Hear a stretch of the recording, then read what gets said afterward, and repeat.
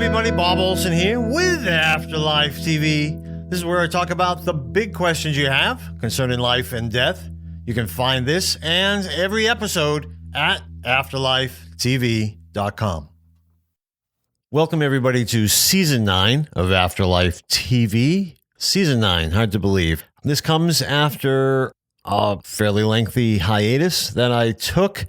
And in fact, I wasn't planning on starting quite so soon. We had other things planned, and yet here we are because of the coronavirus. I know that I personally, like many of you, want to be able to help others in some way. We're all going through a crisis together. Without question, this is something that we're doing together. And this show is something that I can offer you. I know there's a lot of musicians out there who are playing music from their living rooms so that you can have a distraction from it all. I can't play music. I've tried. And yet this show is something that many of you enjoy for different reasons. So this is my gift to you. I'm back early. I'm back for this purpose. And hopefully I have something of value to offer you during this very tragic, really, time. Now, we're still in the very early stages of it here in the U.S. Most people so far have not been able to get tested. Obviously, many have. That's why we have the statistics that we have. But in the next few days or week or two, time will tell. We know that the statistics are going to shoot up, and it's going to scare the heck out of all of us because before people weren't getting tested or the tests weren't available. And so the numbers were low, and all of a sudden, when they start to rise very rapidly, it's going to be hard to wrap our minds around the fact that, well, this has always been there. We just didn't know because we didn't have the tests. And so one of the things we can do is just try not to get too scared by something that's pretty much inevitable anyways. One thing is for sure, that people are confused and people are scared. And I think a lot of the fear is caused by our confusion. Nothing is scarier than the unknown, right? This is why a lot of people fear death and why a lot of people come to Afterlife TV. Insurance companies, of course, have known this for years, and which is why they're so profitable.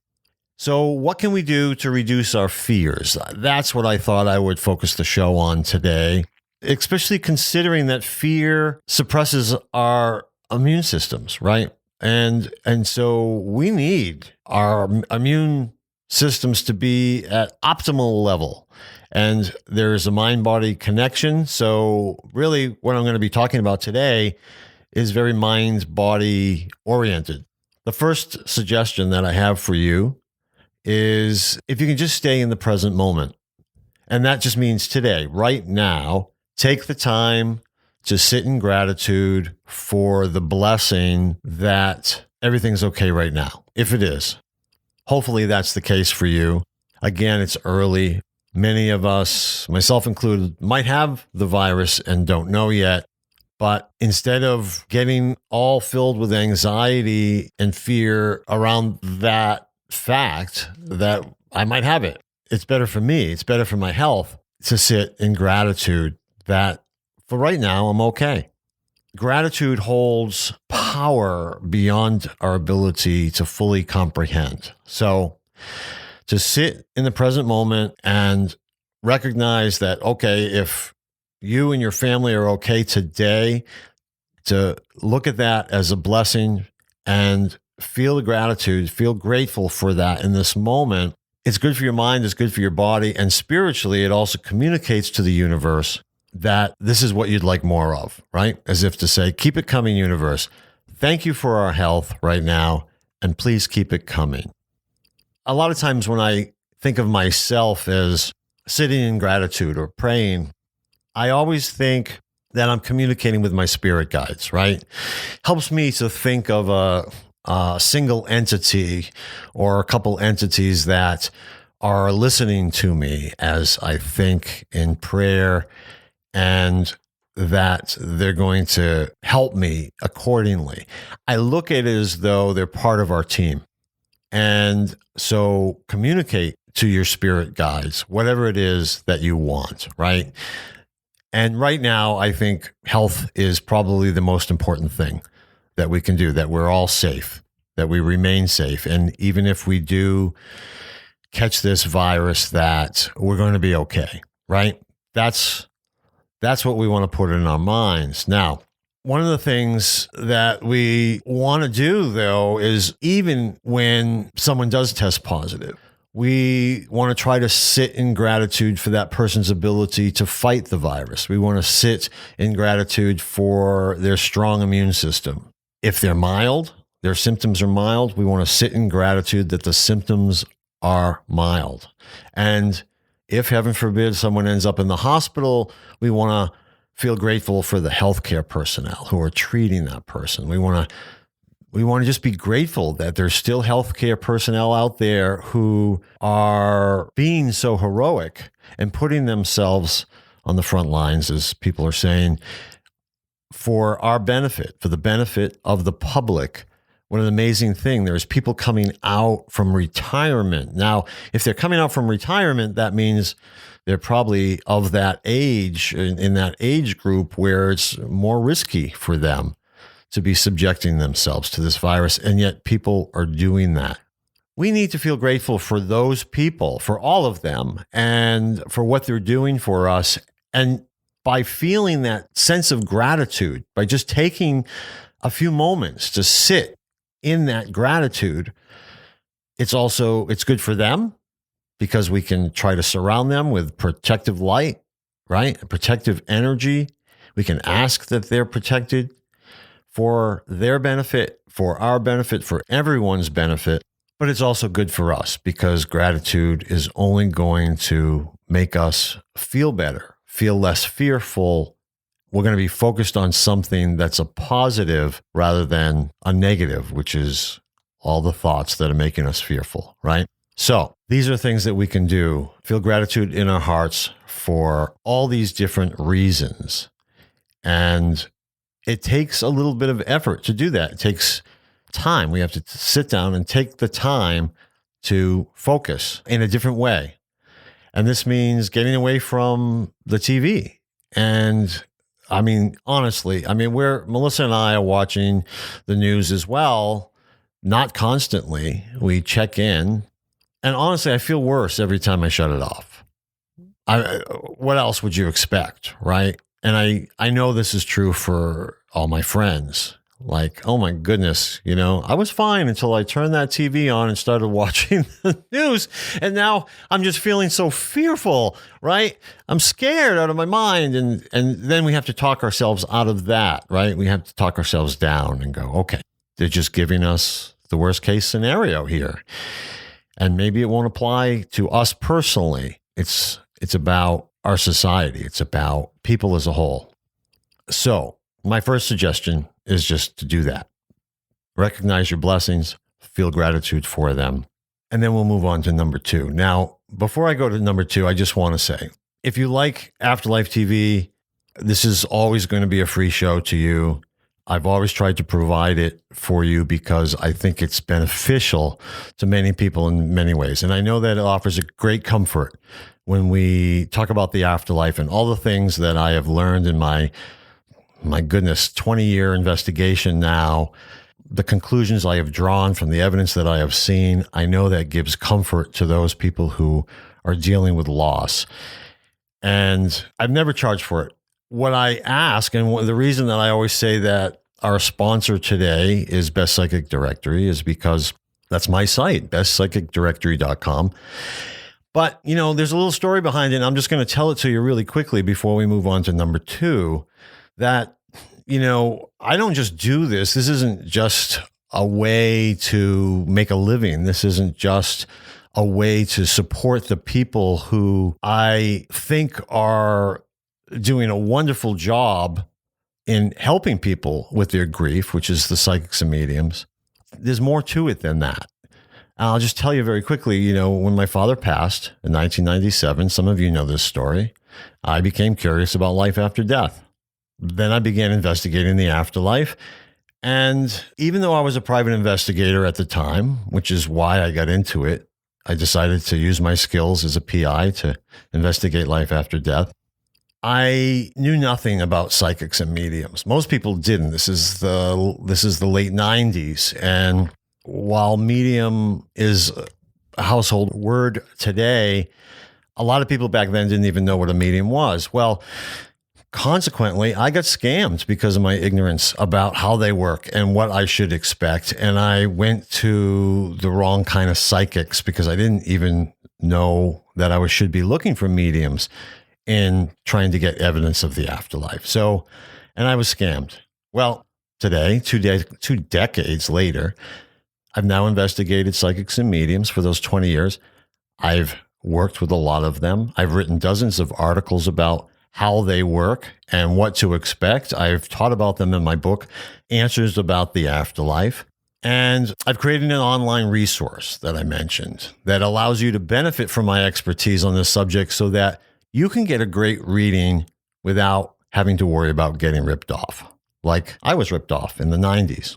I feel, as you do too, I'm sure, that no one should have to become an expert on psychics and mediums to safely get a good reading. I mean, that's just, the philosophical of it all.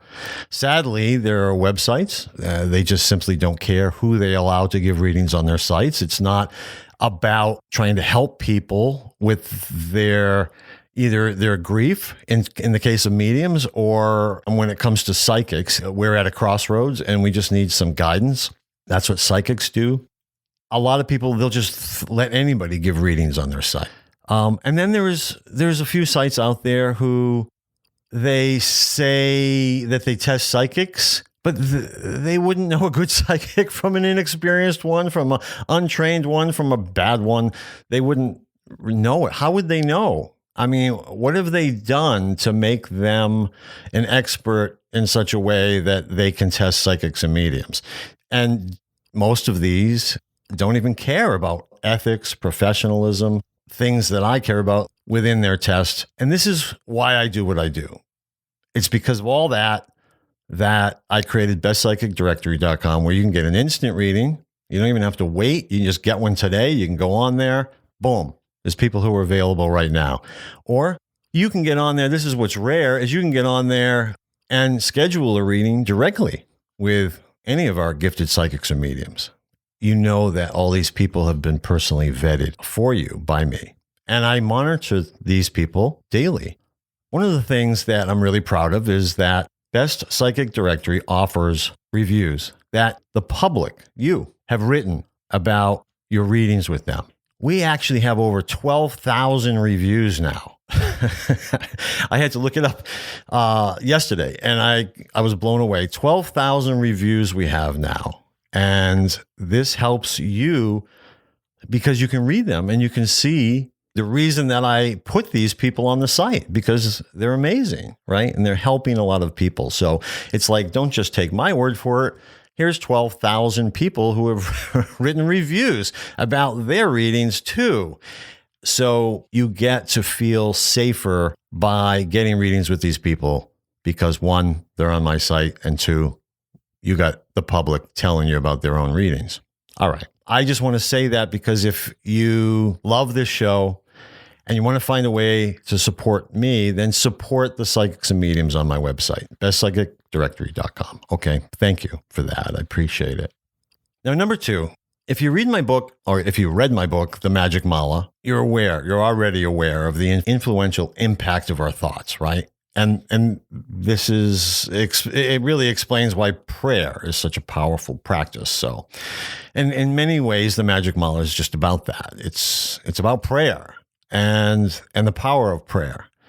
So my second suggestion is to pick up your mala beads or your rosary beads or any necklace that has beads on it and take 10 minutes out of your day to pray.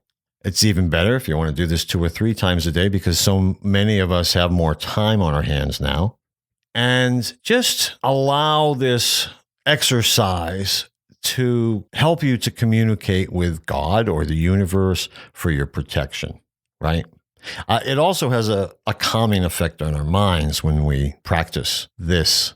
I'll call it prayer, but it's about communicating with our spirit guides, with God, with the universe, saying this is what we want in our life. And I always think it's a great thing to start with expressing your gratitude for your blessings. Begin prayer with that all the time. You don't have to go through all your blessings, but start with some and say, thank you for these things. And now I also would like to mention that I'd like this.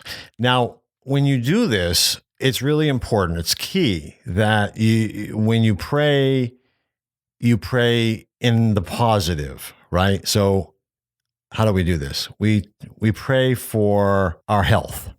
I had a friend recently I was talking to about this, and he's a funny guy. And he said, yeah, because I'm not just praying for the coronavirus. I'm praying for cancer or anything else. He wants to cover all his bases, is what he was saying. You know, he wouldn't want to pray to not get the virus and then find out he has cancer. He'd be, I used my prayer for that. Anyways, I enjoy his humor. We want to keep things in the positive. So if you're praying for health, that's very different than praying for not getting the virus. Do you understand the difference? Praying for health is a positive image. You see yourself as healthy. Praying to not get the virus makes you think about the virus or about getting the virus. That's not something that you want to do in your prayer or your mala practice, as we call it. So it's an important distinction. So if you're not sure how to do this, it's really just simple. So you take these beads, whatever they may be, rosary, mala, or just some necklace that you have somewhere. And you don't have to do this. I mean, you don't have to have one in order to do this, right? This is just helpful because it allows us to spend more than like 30 seconds on it. It allows us to spend maybe 10 minutes on it. And to me, it's not about the time, it's about the focus. It's about the intensity of the focus. And it allows us to feel feelings, and feelings added to thoughts just make them much more potent. But this is what you do. You think of what it is that you want. Okay, I want me and my family to be healthy. I want us to remain healthy. Great. So let's just come up with something like a word or a phrase that can represent that. And we call that a mantra. And so you might say a simple one would be family health. Okay. So when I say family health, what I mean is I want my whole family to remain healthy through this crisis, or always. So you put your fingers, doesn't matter which fingers, don't get caught up in the details, but just say put 2 fingers on one of the beads and say family health, and then move to the second bead and go family health, and then move to the third bead and say family health. This is what you continue doing until you get to the end of the beads. Now, if it's a very short, say it's just a small bracelet kind of thing, then you could do it a few times. If it's a longer necklace, like mala beads have 108 beads. So that's going to take you like 10 minutes, maybe, depending on how slowly you do it or how quickly you do it. Some people do it very quickly. Family health, family health, family health, family health. Don't get caught up in the details. Let it be simple. It's a tool for allowing us to take the time to communicate to the universe what it is that we want. All right. Number 3. The third thing I wanted to say today is we're social beings. So social isolating, social distancing kind of goes against our nature, right? And this is why so many people are having trouble with it. Now, one, they weren't taking this virus seriously. Some people still are not, especially when you're younger. You feel invulnerable. You feel like you're going to live forever. You don't really think you're ever going to die. And then especially when they're going around telling everybody, oh, young people are going to be okay. So they say, oh, I can get through this. I've had the flu before. I'll be fine. Well, aside from the negative messages around that, we know it's still very serious, because if they get it, then they could spread it to their loved ones who maybe will be more challenged with the virus, especially where now you can have it. You can have the virus for 2 or 3 weeks without even knowing it before you get any symptoms. And then how many people are you spreading it to, right? So social isolating, social distancing is what it is that they're recommending, and it just makes sense. But it does go against our nature. We're social beings. So here's my suggestion. Get away from the TV and pick up the phone. Call your friends, call your family members instead. It's a good time for any of us to learn how to use Zoom, Skype, or FaceTime. I've done Zoom, but only when someone sent me a link. So it was real easy to do. I'm not even a member of Zoom. I'm sure they're overwhelmed there with people signing up for Zoom. I did Skype. I did all the interviews on Afterlife TV using Skype. And then, of course, we got FaceTime and whatever else, depending on the kind of phone you have. Learn how to do that, and it can be even better. You can actually see your loved one. You can see your friends who are on the other end, and you can have a conversation with them. Melissa and I have done this a couple times now where we'll connect with friends on the phone. So far, we've just done it on the phone, but video would have been even better. And our friends are on the other side, and we're just as if we got together for the night, because we're not getting together at restaurants anymore, and we're staying away from each other. And so we're doing it this way. And we did it last night with a friend whose birthday it was. And we just chatted for a while and had a good time as if we were together. Yes, it's not the same thing, but I'll tell you, it's a lot better than not connecting. And it's important that we connect. If not for you, think about the person on the other end. Think about, they might not have a lot of friends or family members who are calling them and connecting with them. Check in with them. Just see how they're doing. Talk about anything. You don't have to talk about the virus. I recommend you don't. Try to lighten the situation, because certainly it's on all of our minds. Talk about lots of different things. Talk about good things. Have some laughter if you can. That's my third recommendation. So number 4, my fourth and final recommendation is, let's not forget what a powerful healer connecting with nature can be. So now, Melissa and I can do this. We live in Maine. There's a lot of forest around. Many of you live in the suburbs, so it's easier. Even if you're in the city, there's parks and trees and rivers around. If you can still keep a good distance, there's not many people out right now. Even in Times Square, I saw it's a ghost town. So if you can get out into nature, if you have a little backyard, certainly if you can go take a hike through the woods or something, it's wonderful to connect with nature again. You're not going to get a virus from hugging a tree. Bring that tree hugging thing back. Whatever it takes. We have the ocean nearby as well, so a lot of people can enjoy the ocean if you live on the coast. A half hour spent looking at trees or fields or rivers or the ocean can bring a smile to your face. It's good for your health. It's just good for your overall well-being. I was talking to someone recently about looking out the window and watching 2 squirrels at one time, chipmunks at another time, playing together. And dogs are wonderful for this. You know, if you have the opportunity to watch any animals playing together, even chipmunks or squirrels, again, it's going to lift your overall energy. It's going to lift your frequency. That's really what it's all about. We are vibrating beings of energy, and we want to raise that vibration. We want to raise our frequency because it's good for us and it helps with our health. So it's good for the soul, as they say. If you can't get out into nature, there's certainly a lot of videos online. I just retweeted on Twitter a video where there's some dogs jumping into leaves. It just brought a smile to my face, to Melissa's face. I thought that can't be a bad thing to share with other people. And it's actually kind of long, but it's certainly well worth it. So in relation to the first suggestion that I had for today, which is about living in the present moment, I have a story that explains the importance of it. Why? Why is that such a powerful suggestion? I've told this story before on Afterlife TV, and some of you might remember it. I know when I told it the first time, I had a few listeners say to me, they emailed me or commented on social media, I'm glad I listened to the whole story, but I was ready to just stop listening because it was kind of hard to listen to for a little bit. And then I found out everything's okay. So I'm just going to spoiler alert a little bit here that you can listen to this. Everything's okay. All right. So I'll ruin the story in that way because you won't have the suspense of it all, I guess. But I don't want anybody having to deal with undue pain and suffering because I'm going to tell this story.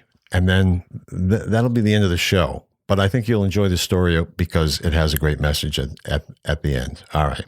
I wrote this years ago, by the way, and it's about our dog, Libby, who passed 3 years ago. And it wasn't because of this story. Okay, so don't worry. One beautiful summer day, Melissa and I took our Labrador mix, Libby, for a walk down our favorite dead-end road. It's the perfect street for dog walking, since half the road has woods or ocean marsh on either side, and the other half is planted with beautiful beachfront homes owned by people who ironically live in other states and often never go there. As a result, the street has very little traffic, even in the summer. We were walking back to the car when Libby decided to venture off the road and onto a path in the woods, so we followed close behind her. Melissa and I were about to go on vacation for a week without her, so we were trying to get in as much Libby time as possible. The path went into a wildlife sanctuary, so it's a peaceful, wooded area.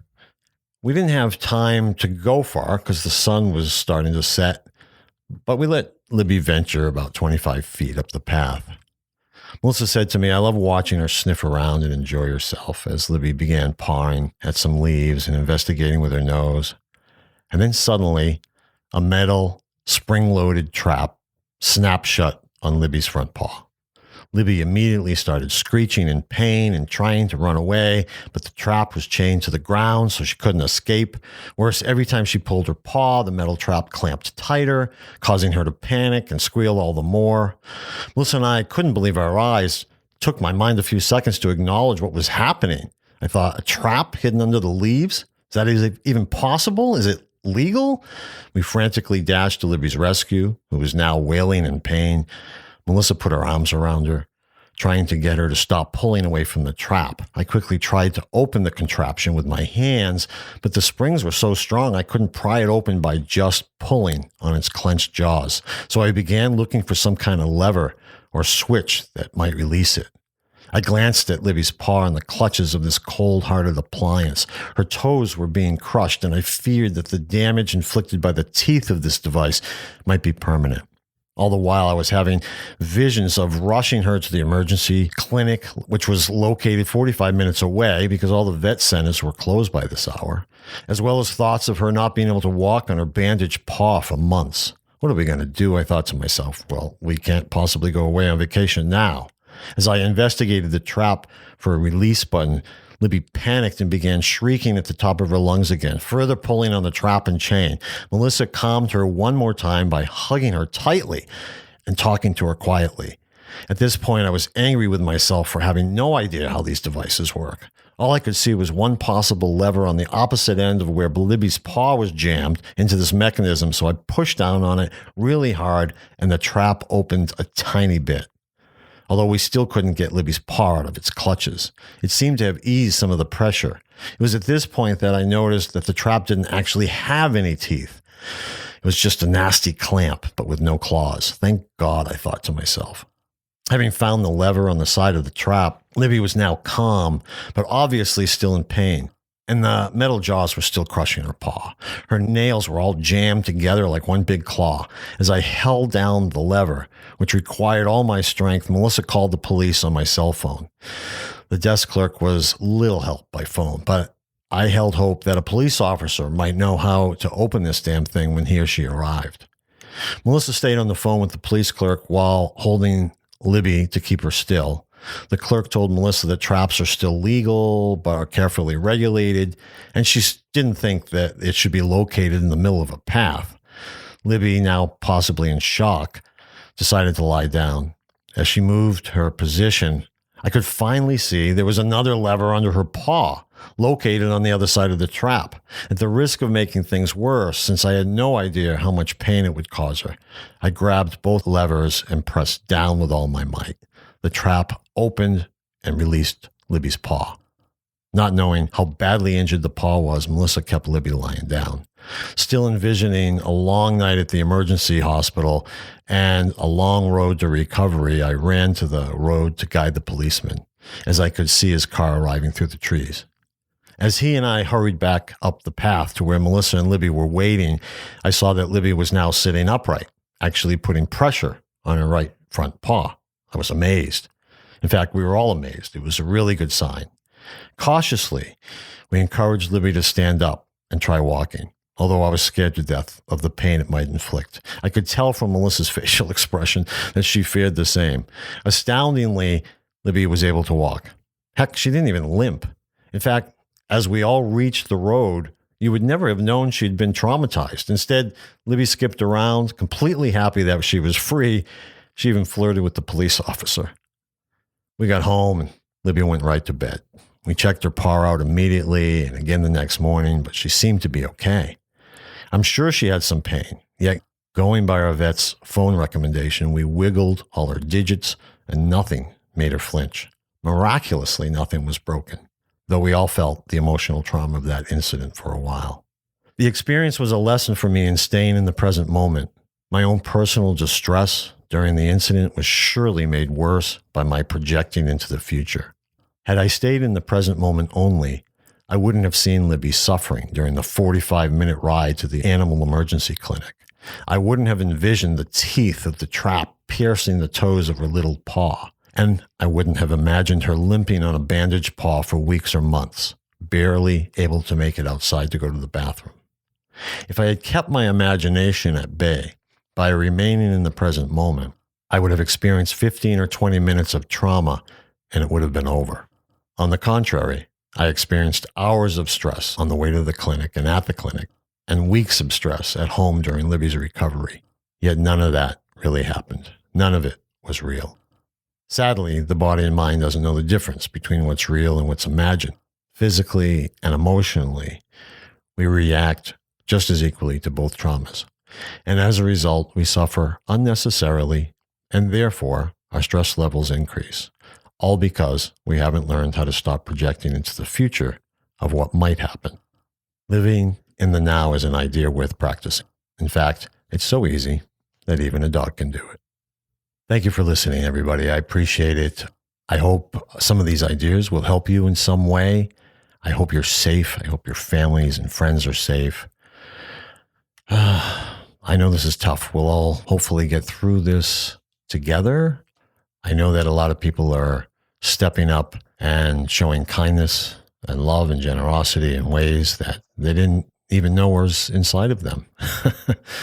That's one of the things that crises, traumas, tragedies like this bring out in people. One of the things that I know a lot of people have been writing to me about recently is that they've gone back to my book, The Magic Mala. The Magic Mala is one of those books where nothing bad happens to anybody, any of the characters. There's a lot to learn, but it's also just a feel-good kind of book.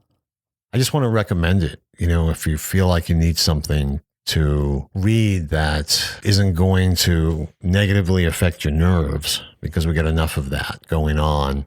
Just want something nice to read, maybe something that'll bring you back to a place that you need to be to help with your health and lower your anxiety and stress. Check it out on Amazon, or you can go to my website, bobolson.com. Thanks again for listening. We'll be in touch soon. Thanks. Bye.